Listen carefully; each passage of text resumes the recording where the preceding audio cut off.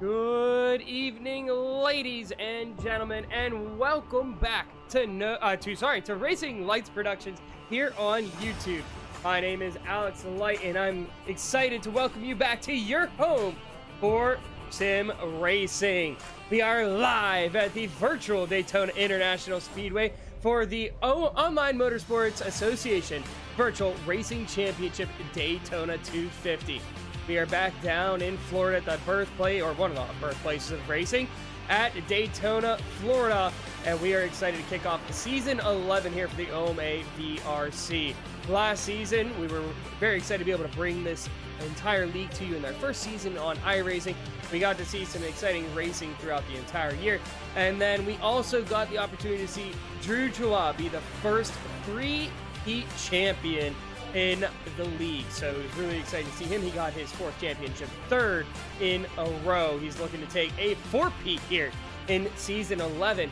But taking a look at a couple things here, we do have him as a repeat winner here at Daytona as well. He's looking to possibly win 3 straight at Daytona. It's going to be a full field here tonight, but we're waiting for some drivers to get in from the Moon Car 24. But while we wait for those drivers and wait for things to get started, we will talk a little bit about what we're going to see here tonight. And join me up here in the booth is Keith Brubaker. Keith is back from last week after joining me for our our Stuff of Us Snowflake 100.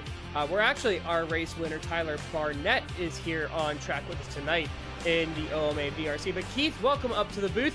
And Keith, you said last week you're not as familiar with the oval side of things, but you have seen some of these bigger style racing when it comes to super speedways, the cup cars, things like that. And so looking forward to tonight's race, pack racing is going to be a big deal. What have you experienced with the pack racing? What do you think these drivers need to do to set themselves up for success? I mean, a big race like this, they need to really focus, like you were saying, that pack racing. If you do drop out of that lead pack, your odds are you're just going to have to wait on a yellow flag and that possible luck with pace car. Another big thing you got to watch is your tire usage. Tracks like these will eat up your tires, and especially a longer race like this. I know it's only about 100 laps, but you still got to watch that tire usage and stick with your lead pack. And if you fall back, maybe pit a little bit earlier than the rest of the pack and try to get up in that front pack and manage your tires. Well, and that brings up a really good point here, Keith. So you talk about tires and being able to find the line and everything like that. So with this week, it is week 13 in iRacing. And for those of you not familiar with how the seasons work in iRacing, week 13 is a week where new content gets released, updates are pushed out, things like that. Big updates, not just little patchwork here and there. So in this big update, they pushed out part 1 of what is being called the Oval Refresh. So in the Oval Refresh, they are working on updating the oval racing so you can have dynamic lines, dynamic track conditions, tire wear varies a bit more. So one thing that was updated here in part 1 was the tire grip on track and being able to lay down rubber. And a lot of drivers have been getting out to different tracks and different cars and testing out how that works. And one thing about the super speedway racing comes down to finding the right line. But it doesn't always, sometimes it comes down to who you have and being able to be organized. But do you think, Keith, that we're going to see that tire wear, that rubber being laid down on track, maybe make the top line more effective than the bottom line here? I think so, especially a track like this. I mean, you do want to run low for your time. However, that top line is more valuable to tires. And one thing I'll be very curious to see, as a lot of these drivers, they might only have a season or two under their belts in iRacing, but it could be, it's a whole new system, like you were saying, with the tire wear and everything. So, and we've only had it for, like you said, about a week. So I'll be very curious to see how many of these drivers have been able to practice with the new line, and how many of these drivers are going to struggle, being this might be their first time or even second time running it. So, but that top line is going to be very interesting to watch, like you were saying. Yeah, it all depends on who you get up there. From my own personal experience, it really shows on who's able to push well up top, how organized you can get with these next gen cars. It really only takes about 3 drivers to make that top line work if you can set it up right. It's all about side drafting, managing where you're out on track, making sure you're straight behind the person in front of you. And you can pretty much get right up against that back bumper. If you're 3 in a row, you can tandem draft along the track and be pretty successful with it. So it's going to be interesting to see kind of what strategies you're taking, how aggressive drivers choose to be. For those of you unfamiliar with the OMA VRC, we run It's going to be 100 laps here tonight for Daytona. It's a 250-mile race. We are going to be going basically straight through if there is no cautions. The cautions are only going to be thrown for incidents that are iRacing thrown. But there is a stage at lap 50 at the half. Sorry, at the halfway point. And so points will be taken for the top 10 there. Playoff points and everything awarded as well. But there is no caution thrown for the stage. So once we hit that lap 50, stage points are taken, but there is no caution. We roll straight through. So last season, we had a fairly clean run up until the very end here for the Daytona 250. I think we had an early caution, and then past that, we went pretty much straight through to the end, where we had a couple cautions there to wrap up the end of the race, as well as a couple GWCs.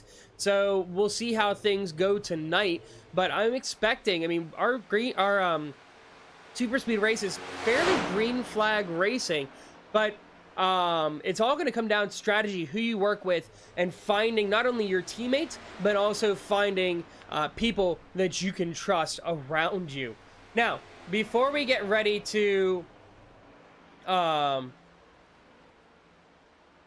I'm sorry, getting a couple updates here from the league admins here. So we're going to be pushing back the start time to 8:45. So apologize for the slight delay, but again, we are getting drivers over from the Moon Car 24. So that's why we have a slightly late start. Races for the OMA VRC typically start at 8:30 p.m. Eastern Standard. So thank you guys for being patient. But so taking a look, I'm going to pull up the opening graphic again here. Taking a look through the previous Daytona 250 winners. So seasons 9 and earlier all took place on the NASCAR Heat Games. Then season 10, we made the change over to iRacing. Taking a look here at the previous winners, Keith, we only have 2 of those previous winners in the field with us tonight. Those are Jewah, who's won the previous 2 Daytona 250s, and then we have Tim Moore.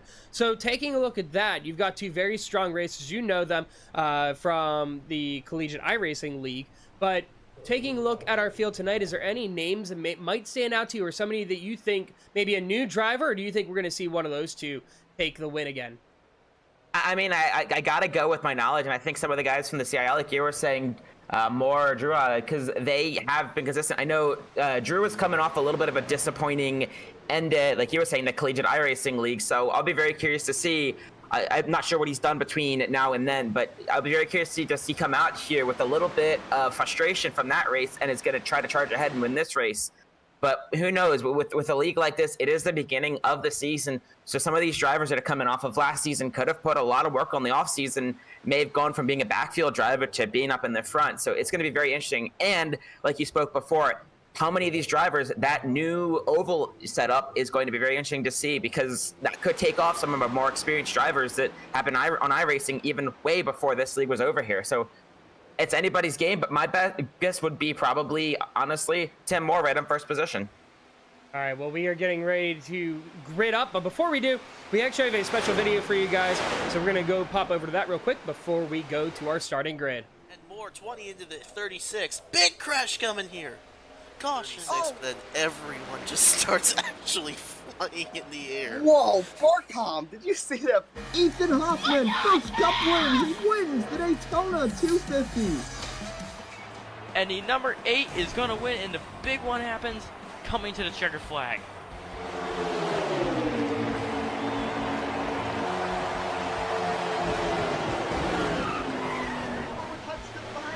Looks like he's gonna hang on.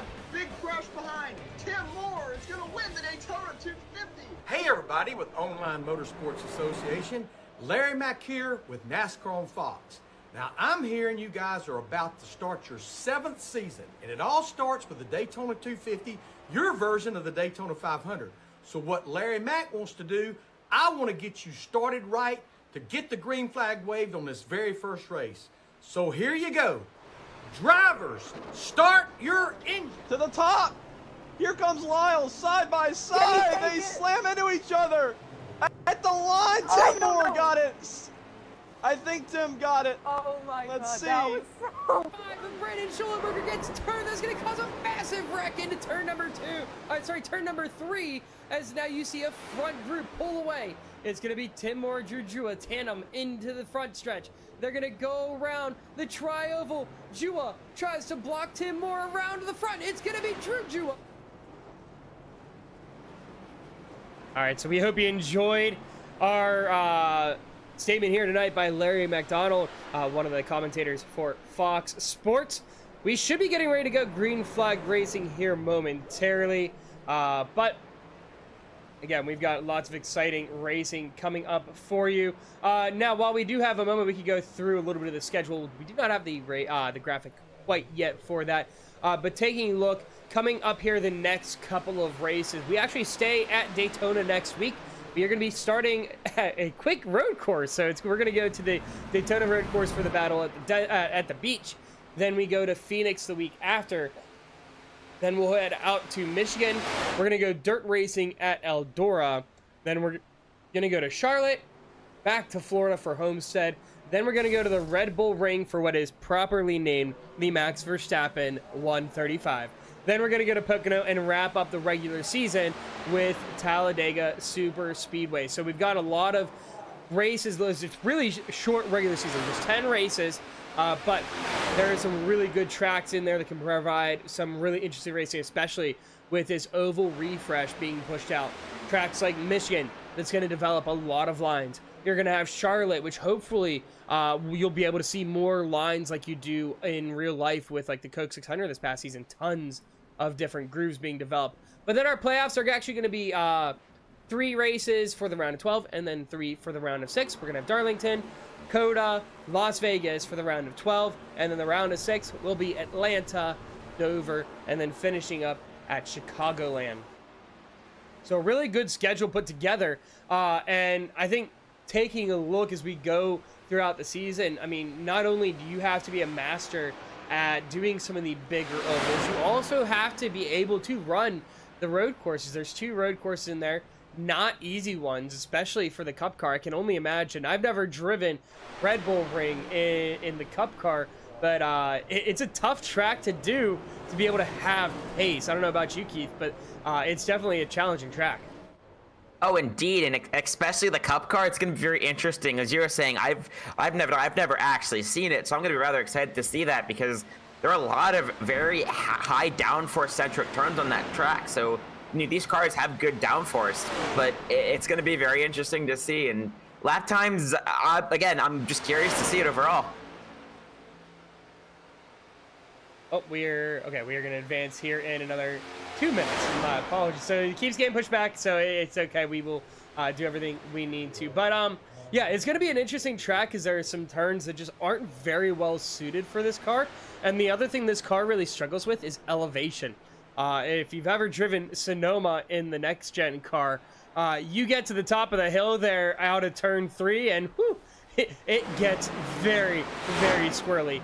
That's for sure. So it's going to be interesting to see, especially how the car is set up, depending on how it runs. But it's going to be an interesting one because you're going to have to brake really early. There's a lot of really aggressive braking zones, and especially coming around those 2 right-handers at the end of the track. I know for me personally, running that in a GT3 car was hard enough. I kept running the car off track, but being in a next-gen car, it's going to be really tough because you're going to be carrying a lot of speed around those corners. Yeah, indeed, and especially these cars with only most of them are designed only to take the turns on the oval. Downforce is not designed to take a left turn, so it'll be interesting to see. Yeah, and we'll have to see. I mean, to another track that is interesting, that hasn't been run in a couple years, would be Daytona Road Course. Daytona Road Course, I mean, obviously infamously hosts the Daytona 24 each year. And these cars used to, or not these cars, the Gen 6 cars did run the Daytona Road Course at one point. But we'll see how the drivers fare with that. But I'm getting word that we are pushing on to the grid, so we'll be able to go through our starting lineup here in just a moment. Hopefully you guys are all excited. Again, apologize for the delay.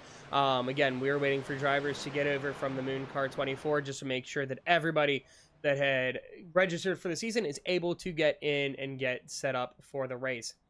So, it is that time. Let's go through our starting lineup for the Daytona 250 for the OMA VRC Season 11. On pole, we've got Tim Moore. Alongside him will be Brian Baker in the 1. Jolene Sims will be in 3rd place with Drew Jewah in 4th. In the 5th position, it's going to be Isaac Shelley. Alongside him will be Min Hang. Outside of the top 5 in row 4, we've got Jared Newton and Victor Imbasiani. Rounding out the top 10 in row 5, we've got Jonathan Adams and Zachary King. And then in row 6, we've got Jarrett Talmadge and Tyler Burden. And row 7, we got Eric O'Connor. We got first next to him is Jonathan Ahmed. 17th is Tyler Glass with 18th as Ryan McCall. 19th is Thomas Greeny and Justin Spice. 21st is going to be Gatton Downey. 22nd is Sabat Thomas Jr. 23rd is going to be Bradley Quills. 24th is Jack Brewster. And then 25th is Sammy Marcelo. And 26th is Christopher Lowell. 27th Actually, is like Curtis. some might have been set up a little bit differently, it looks like, because we have a couple that differ here, but that's okay. We will go through so you can see some of the starting lineup. So outside of that, we've got 27th Fabricio Lamana, 28th Luca Mazzilli, then 29th Jimmy Amos, and 30th is Ryan Miniker. In row 16, we've got Austin Mongold and Benjamin White. In row 17, Eric O'Connor, Tyler Barnett, and then we've got Matthew Keel rounding out the field. So again, yeah, like I said, we see some drivers. Looks like they may be swapping around here a little bit from what was initially placed. So my apologies. We'll get everything worked out. But hopefully you guys are all excited here in the chat. In the pinned comment, you can see the live timing. You'll be able to follow where everybody is on track with that. So you can tune in there and see everything there as well. We're going to get ready to go green flag racing, though. Tim Moore is going to be your pole sitter. And so 35 cars take the field tonight. It looks like we've got maybe 2 starting from the pits. We'll kind of have to see if they're able to get in. But going to be an exciting race, Keith, that's for sure. Any last words here before we get ready to take the first green flag of Season 11? Not at all. Just keep good, clean racing. Stay in your pack, manage your tires, and you could be a victor of the first race of the VRC season. So here we go. For some reason, Tim Moore's paint still has not updated. It's been the Nexus paint that he runs for the CIL, so he is the 074 here on the screen, but he will be the 69 on the timing board. But we're getting ready to go green flag racing as Benny, the pace car driver, brings him around turn 4, and you can see him alongside with Brian Baker. Then behind them, Jolene Sims and Drew Jewah. Here we go. Green flag is up. Barney, the flag man, is going to wave them around. Green flag racing at the Daytona 250.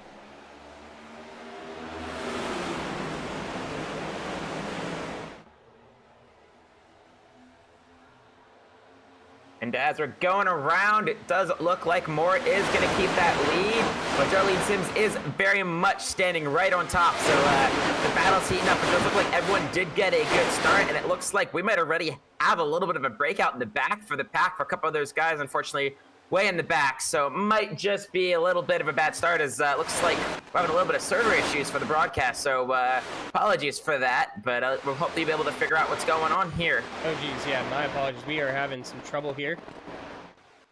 Give me 1 second. We will be right back here so we can get that figured out. Yeah, I'm having some...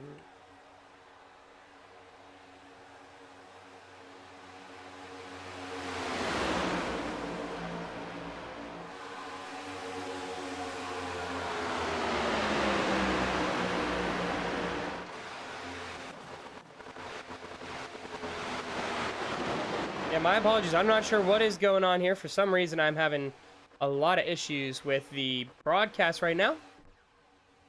There we go. Maybe it's the camera we're using. Nope, it is not the camera. It is my settings altogether. My apologies. Only a couple spots on track. It's the one. Maybe it's not. Never mind. I lied. Give me 1 second again. I apologize for the delay. We are going to try and get this figured out real quick so we can get you guys a good quality broadcast here.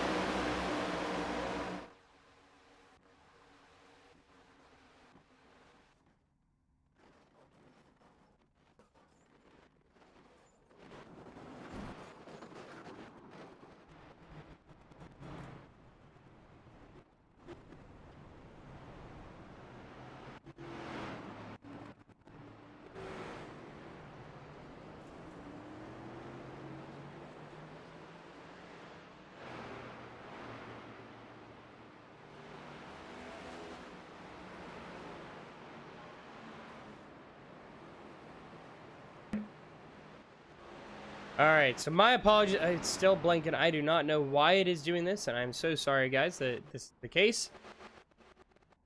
Typically, we do not have this issue. I'm not sure if it's something with the most recent update or what is going on.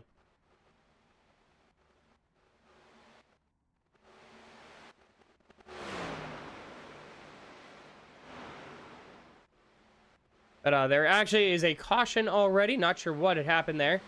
Let's go see if we can find what brought out our first caution of the night.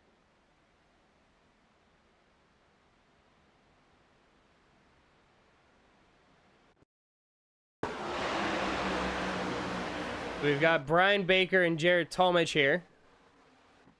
Yeah, we can't really see. Again, we're having some really big troubles with connection.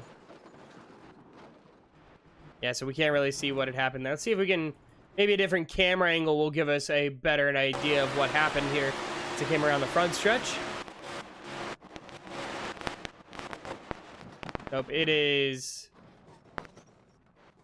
Nope.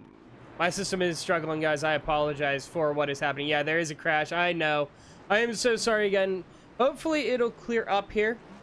I keep adjusting my settings a little bit to see if we can get things to improve. But I'm not sure why we are having these issues, because I have not had these issues before.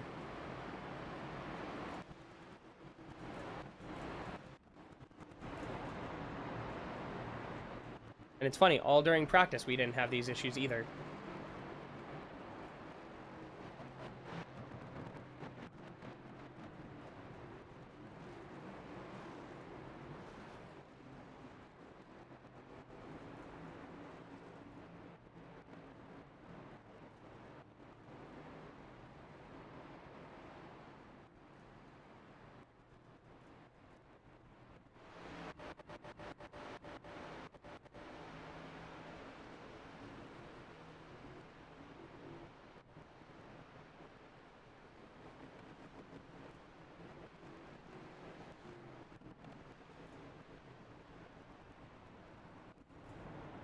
Alright, we are gonna try, let me try one more thing here real quick and see if I can get it to work. So let me send you guys back over to our Be Right Back screen.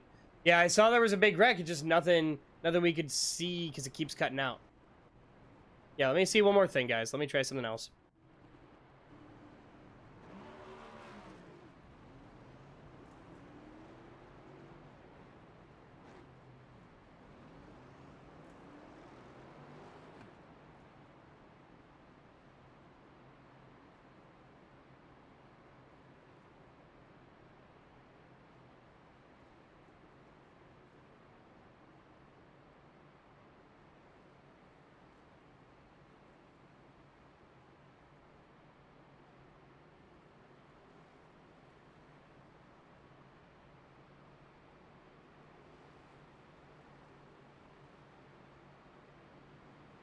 Okay, we're gonna see if this works here. We reset a couple things, changed up the settings a little bit. This should, cross your fingers, hold up. Quite a few cars though coming down pit road. We had a handful come down for quite a while. Some even coming down possibly a second time. No, it doesn't look like it. But we had, like, Thomas Green was down pit road for about 43 seconds. Jewah down for about 30. We can actually see real quick. Let's go to that replay, see if it'll play now. Looks like it will. And for some reason, there's where it starts blinking out, so we will not be able to see it. Hopefully. Oh, geez. Yeah, it's like certain spots, it doesn't want to work.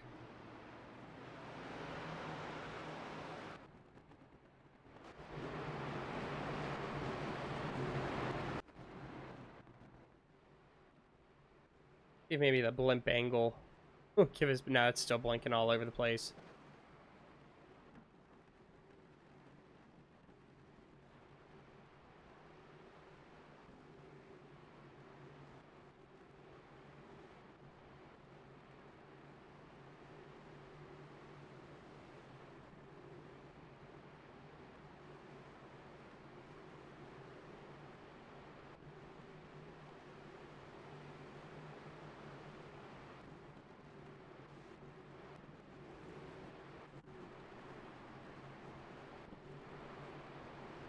All right.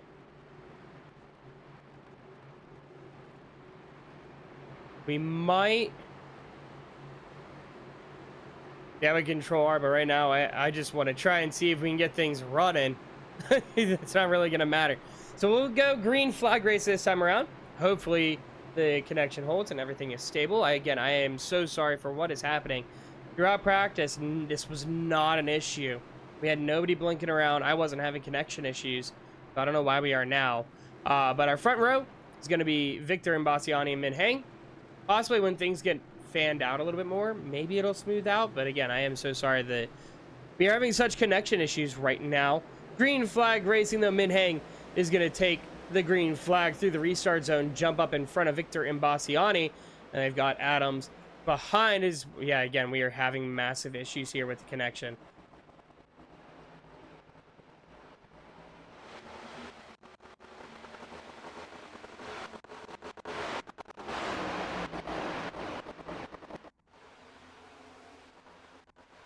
All right, let me try one more thing. My last hope, my last saving grace is that we are able to leave out iRacing, come back in. We'll try resetting things real quick, and then we'll get back to the races again. I really apologize, guys. Give me a couple minutes here as I reset iRacing.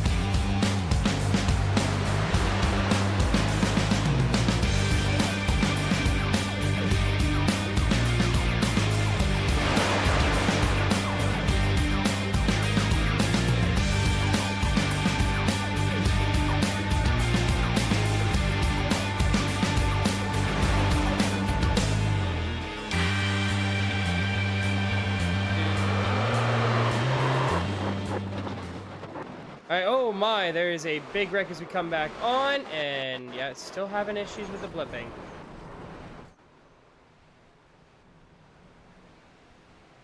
Well, we had a few more laps go by. We actually had Benjamin White get up to the pole, or up to the race lead. But yeah, I tried a couple things, tried redoing a couple things, and it's still giving us some big issues with the blinking. We'll see when we go green flag racing. It's still going to give us trouble, but we might have to end the stream. Maybe see if we can go live on Twitch and see if that'll make it any better. Again, I really apologize, guys, for what is going on with the broadcast. I'm not sure why we are having these issues, but we are. But right now, taking a look through the wreck, it looks like we're going to have Adams coming out. Jonathan Adams in second. Isaac Shelley will be third. Victor Imbassiani fourth. And Tyler Barnett in fifth. See if we can find out what brought out that caution here. There was a couple wrecks there that had happened, it looks like. So you have the number 69 of Tim Moore try to move down to the bottom. Actually gets blocked there by Jonathan Adams. And you've got Brad Qualls in the 13 down on the apron. Oh yeah, big wiggle. Causes a big wreck, and that's where you can see almost the entire field caught up in that one. Yeah, it's very unfortunate, especially on a track like this. There's really not much place you can go, especially if you're on a pack. So sometimes it's just how can you take the hit and how can you sustain little damage. Yeah, it's all about trying to keep your car as clean as possible. Aerodynamics, a very important aspect of the Super Speedway racing. Now, the benefit these drivers do have, there is one fast repair in the pits. You don't want to use it, especially this early in the race, but if you're down on power, if your damage is that significant, you have to do what you have to do.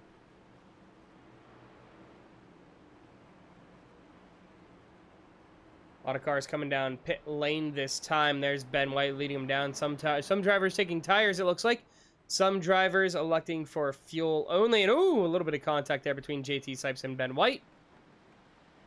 Ben White is not going to be the first one off pit road. That would be Jonathan Adams winning that race off pit road. A couple other drivers coming through. Jolene Sims, one of them. You can see. Got Victor Imbassiani bidding off Min Hang. So there is JT Sipes coming off as well. Other drivers look like they might have damage that they need to repair.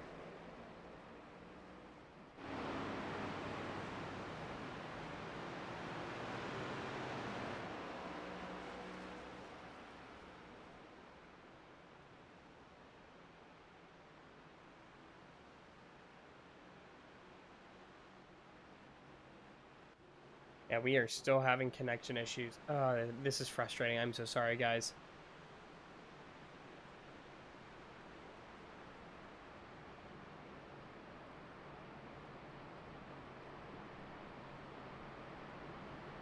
So taking a look here, our top 10 right now. We've got Jonathan Adams, Benjamin White, Matthew Keel, Jolene Sims, James Mendez, Victor Imbassiani, Min Hang, Isaac Shelley, Tyler Barnett, and JT Sipes. That is our top 10 right now. Quite a few drivers have been mixed up a good bit throughout the field. Yeah, indeed. Like I was saying, I mean, the strategy I was suggesting may have just been completely thrown out the window. Unfortunately, I was not expecting within the first 17 laps for there to be 2 cautions. So what if a couple of these drivers may have just kind of come into the season, especially tonight, maybe not as practiced as they thought, and unfortunately made a couple mistakes causing it to come out. But the tire strategy definitely does become rather interesting now because the fact that it was so early on in this game, you know, do you go in, as we saw a couple drivers did in fact go in, but do you go in and try to batch on more safety cars and flags, or do you just try to maybe hope for good, clean racing? And that's the mystery of oval racing, when to pit and when not to pit. Yeah, so we'll have to see. Also, a lot of drivers tonight, the thing about not having stage breaks where you take cautions, drivers come down, take fuel so they can extend their run. The nice thing about the Super Speedway racing in the next-gen car, tire wear not really a big issue as opposed to if you were running in, say, the COT, the car of tomorrow, or the 87s, where you have tire wear is very significant at Super Speedways because you're running over 200 miles an hour. And you're really putting a lot of pressure, especially on those right side tires, So you're going to need to change them pretty much anytime you come down at the end of a fuel run. These, you could kind of, if you really wanted to, you could get away without taking tires at all throughout a race. What most drivers will do is you'll either take just the right sides, or you'll alternate sides, or you just take off for when you need a full fuel run. Just kind of varies depending on the driver. Me personally, I enjoy taking right sides. Then I come down next time I take lefts. I alternate back and forth. That way you have a fresh set. So we're gonna see not only how the stream goes, but how the restart goes. It's gonna be in the hands of Jonathan Adams this time. On his outside is gonna be Ben White. Behind him, he's got Matthew Heel, and then Jolene Sims is behind Ben White on the outside line. So we'll see how things go on the restart. Jolene Sims lined up with one of her teammates, Victor Imbasiani. So you got a little bit of McGinnis Motorsports teamwork on that outside line. So we'll see how they pair up with the green flag getting ready to drop. And this will be very interesting as we are kind of coming into that fun of some of these drivers are on fresh tires, while some another as we're getting ready to get to that Geico restart zone. And we'll see, do some of these drivers, that rustiness might come up as we do pass. And here we go, back to some green flag racing. Jonathan Adams, a really good start there. A little bit of a checkup further behind. It sounds like actually big checkups further behind. Jonathan Adams trying to see which line he wants to go from. He's going to pull Matthew Heel. Benjamin White going to be stuck on the outside line. And so you're going to have the inside line. Going to look at Adams. Then you've got Sims. And actually, looks like Victor Imbasiani fell a little bit further back. You've got Jared Newton has worked his way up. No longer in the...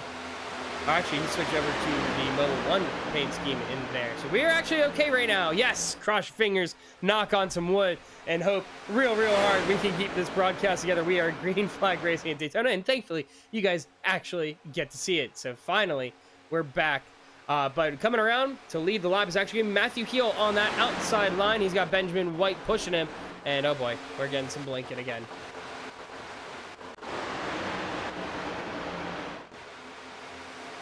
And oh, he tries to cut down in front of Benjamin White. Not going to work there. Not going to be able to block that. He's got Victor Imbasiani behind. And oh, he's going to go to the outside line. So looking like he's going to try and control the lines in that 11 car. Ben White holds on to the race lead down the backstretch.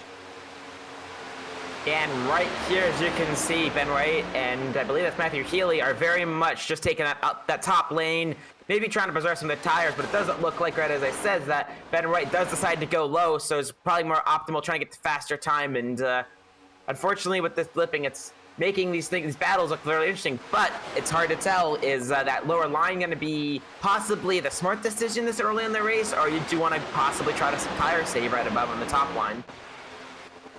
Well, and actually, one thing that's really interesting that Ben White is doing is he is actually controlling, trying to control the pace of the race. So you can see he's not really letting anybody get a run. He sees when that bottom line is able to form up a little bit and they start to get a run. He jumps down to the inside, going around the corners. So you can see he jumps down, coming around into turn 3.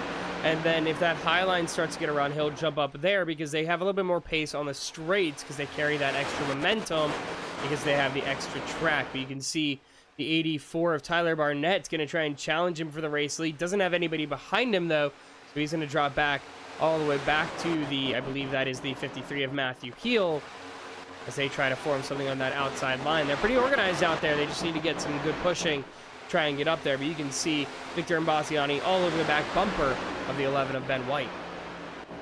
Yeah, and indeed, it almost looks like they are getting ready to do a little bit of good bump drafting, but unfortunately, it's a little difficult to see, but it does look like Barnett just made a move to try to go 3 wide into this turn, but it does look like he might be a little bit ahead, so it looks like he may have made the smart move, but we do have to factor in that Benjamin White is down at the bottom lane, and that is a little bit quicker, so this is going to be a rather interesting battle going into the front straight right here. And there is a yellow flag, so unfortunately that strategy by Barnett may not... Oh, it did come in favor, so it does look like Tyler Barnett is able to take advantage of that yellow flag. Yeah, with the caution out, we're actually... So we are at about a quarter of the way through the race. We are going to see if restarting the stream will help. We're going to take the advice there of the Northwest Cup Series. And we're going to try resetting the stream real quick. So make sure you guys stick around here on the channel. Apologies again for what is going on with the broadcast. I am so sorry about this. Yeah, we might switch to Twitch. I will drop the Twitch link real quick.